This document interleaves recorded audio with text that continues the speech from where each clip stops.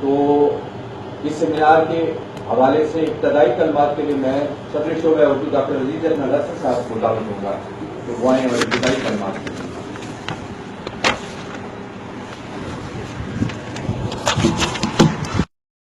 الرحمن الرحیم. سب سے پہلے تو میں لاہور سے آنے والے اپنے مہمان مقرر جناب سجاد خالد صاحب کا بے انتہا ممنون ہوں کہ وہ تشریف لائے، اور اس کے بعد جناب خالد جاوید یوسفی صاحب، ان کا تعارف آہستہ آہستہ از خود ان کی باتوں کے بعد ہو جائے گا، میں زیادہ اس بارے میں تو نہیں کہتا. شعبہ اردو کی یہ کوشش ہوتی ہے کہ ہر سیمسٹر کے آغاز میں اور سیمسٹر کے اختتام پر طلباء کی ضروریات جو تدریسی ہیں ان کے حوالے سے، اور اس کے علاوہ انسانی زندگی میں جو ان کی ضروریات ہیں علم اور فن کے حوالے سے، ان کے بارے میں کسی ممتاز مقرر کو جو اپنے میدان کا خصوصی شہسوار ہو اس کو دعوت دیتے ہیں.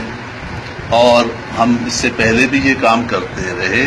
پچھلے سال سے میری خواہش یہ تھی کہ فن خطاطی کے حوالے سے اور زبان سے اس کے تعلق کے حوالے سے اپنے طلباء کے سامنے ملک کے ایسے ممتاز فنکار جو اس زمانے میں جبکہ ہر چیز کو مادی نقطہ نظر سے دیکھا جاتا ہے اور اس کی ویلیو جج کی جاتی ہے کہ اس سے میری روزمرہ کی آج کے پیمانے میں عزت کتنی ہے، ان سب پیمانوں سے قطع نظر محض فن کے ساتھ جڑ کے جو کام کرتے ہیں ان سے اپنے طلباء کو اور اپنے سامعین کو متعارف کروایا جائے. مختصر سی بات یہ ہے کہ اسلامی فنون کا لفظ آج اجنبی ہو چکا. ہمارے ذہنوں میں یہ ہے کہ فنون اور علم اس کا تو تعلق کسی مذہب سے نہیں ہوتا، یہ تو سیکولر چیزیں ہوتی ہیں. یہ ہمارے ذہنوں کی تربیت، ہمارے ماحول کی کنڈیشننگ نے ہمیں اس طرح سوچنے پہ مجبور کر دیا. ورنہ ماضی کا قدیم سرمایہ کسی بھی مذہب سے اس کا تعلق ہو، اس مذہب کی پیدا کی ہوئی تہذیب کا سب سے بڑا اظہار اس کے پیدا کردہ فنی اوضاع میں، آرٹسٹک اسٹرکچرز میں ہوا کرتا ہے. اسلامی تہذیب کے دو اظہارات تعمیرات میں اور خطاطی میں سب سے زیادہ ہوئے، اور کبھی آپ غور کیجئے گا کہ ان دونوں کا تعلق عبادت سے براہ راست جڑا ہوا ہے.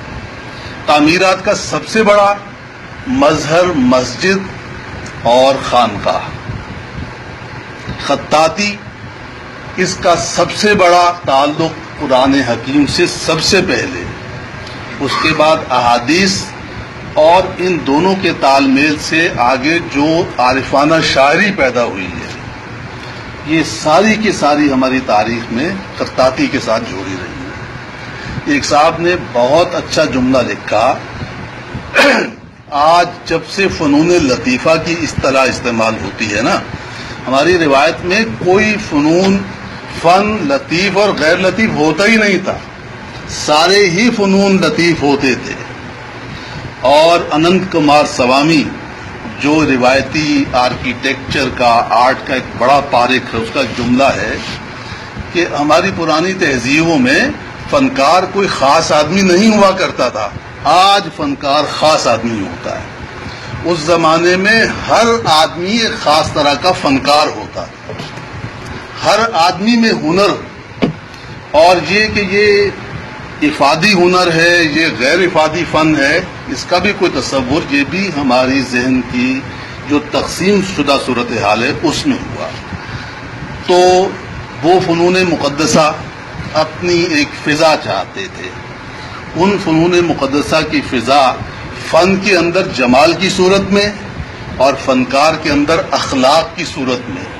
آپ تمام روایتی فنکاروں کو دیکھیں تو ان کے اندر ایک غنا، ایک سخاوت، انسان دوستی، پیسے سے بے رغبتی، اور اپنے شاگردوں اور اپنے سے بڑے اساتذہ کی بے انتہا عزت.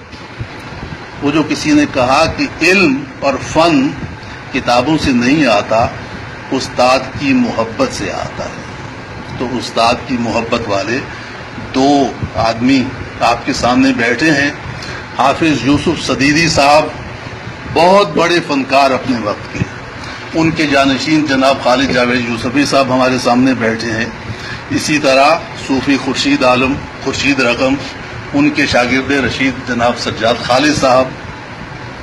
سجاد خالد صاحب نے ایک دفعہ مجھے بتایا کہ دیکھیے لوگ تو پہلے ڈگری حاصل کرتے ہیں اور پھر جا کے فنون سے تعلق پیدا کرتے ہیں.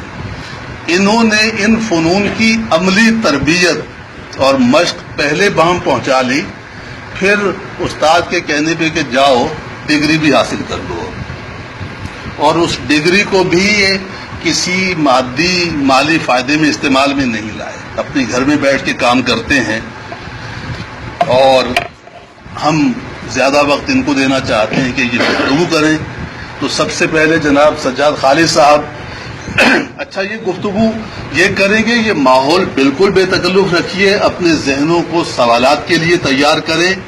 ان سے آپ کا ایک تعامل ہونا چاہیے، انٹریکشن ہونا چاہیے. اور سب سے بڑی بات آپ اس بات کو، سوال ہے آج کے دور میں جبکہ ہر چیز کمپیوٹرائزڈ ہو چکی، اب خطاطی کی ضرورت کیا رہ گئی ہے؟ تو یہ ہمیں یہ بھی بتائیں گے کہ اس زمانے میں بھی خطاطی کس طرح لکھا ہوا لفظ ہمارے علم میں اضافہ کرتا ہے، مگر خوبصورت لکھا ہوا لفظ ہمارے حواس کے ذریعے، حسیات کے ذریعے ہمیں متاثر کرتا ہے. تو اس کا کیا طریقہ کار ہوتا ہے، یہ جناب آغاز کریں گے. بہت شکریہ جناب. بہت مہربانی. اب میں ڈاکٹر عزیز احمد حسن صاحب سے گزارش کروں گا کہ اختتام کرنا. Thank you. بسم اللہ الرحمن الرحیم.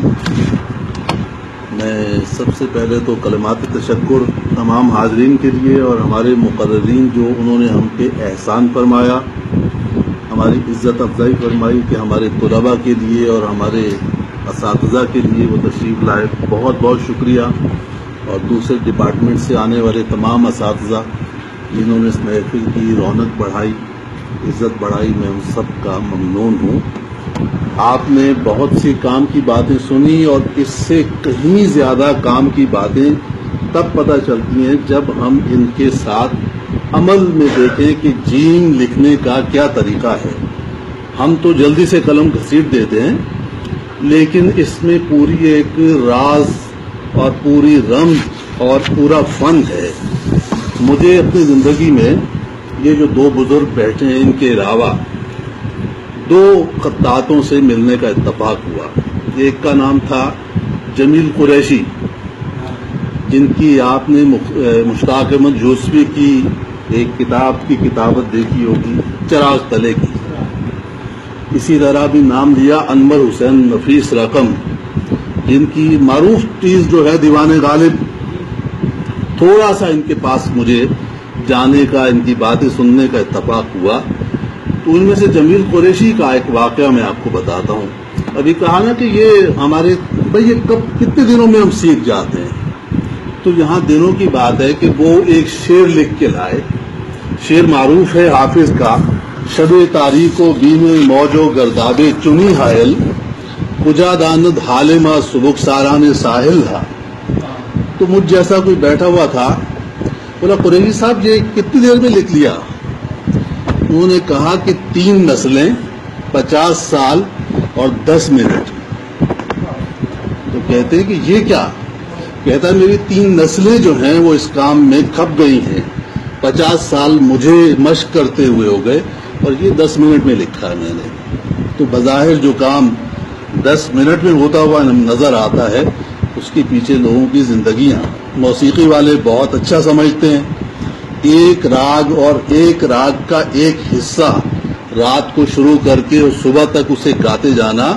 ہم جیسے بے ذوقوں کے لیے تو اسے سننا بھی مشکل ہے. اور وہ اساتذہ کہتے تھے کہ اگر میں نے کسی ایک راگ کو صحیح طرح گا لیا تو میں 70 سال کی عمر کا حاصل سمجھوں گا. میں نے اس راگ کو گانا سیکھ لیا. اپنے طور پہ ہمیں جہاز اڑتا ہوا فضا میں نظر آتا ہے، تو ہم سمجھتے ہیں کہ وہ کہیں بھی جا سکتا ہے. بھائی اس کے خطوط ہیں، وہ ان خطوط پر ہی چلتا ہے. جس طرح ہمیں الف مد کہاں پہ آئے گی، جیم کہاں آئے گی، شین کے نقطے کہاں پہ آئیں گے، ان سب کی اصول ہیں. موسیقی کے بھی اصول ہیں، ہمیں نظر نہیں آتے مگر ہمیں وہ لکھا ہوا نظر آتا ہے جو بظاہر انہوں نے 1 منٹ میں لکھ دیا، اور اس 1 منٹ کے لیے انہوں نے کتنا خون خشک کیا یہ انہیں ہی پتا ہے. قلم گویت کے من شاہ جہانم، یہ بڑا معروف کہ قلم کہتا ہے میں شاہ جہان ہوں. اور جس زمانے میں ہر فن کی قدر کا ایک زمانہ ہوتا ہے، ماحول ہوتا ہے، وہ ماحول بدل جائے تو جس طرح اصحاب کہف کی جیب میں سکے پڑے ہوئے بے قیمت ہو گئے اگلے زمانے میں، اسی طرح ایک فن ایک زمانے کا آسمان اگلے زمانے میں بے قیمت بھی ہو سکتا ہے.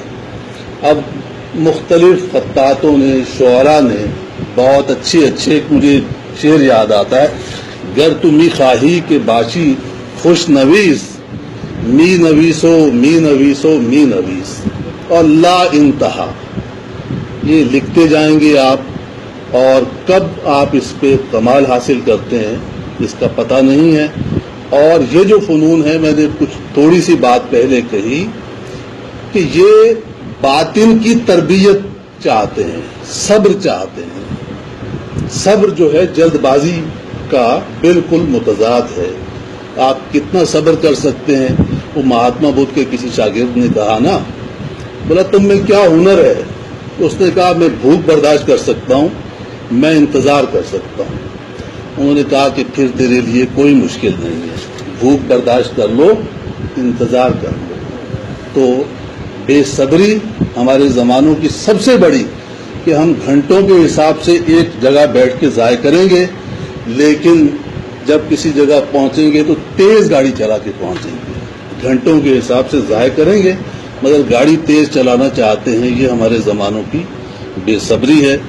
ان کلمات کے ساتھ میں سب حضرات کا اور آپ دونوں کا بہت ممنون کہ آپ تشریف لائے، اور ہمارے طلباء نے یقیناً بہت استفادہ کیا ہوگا. آپ ان سے رابطہ رکھیے، ان کی دعائیں اور ان کی برکتیں یہ بھی ہمارے لیے بہت ہیں. بہت شکریہ جناب.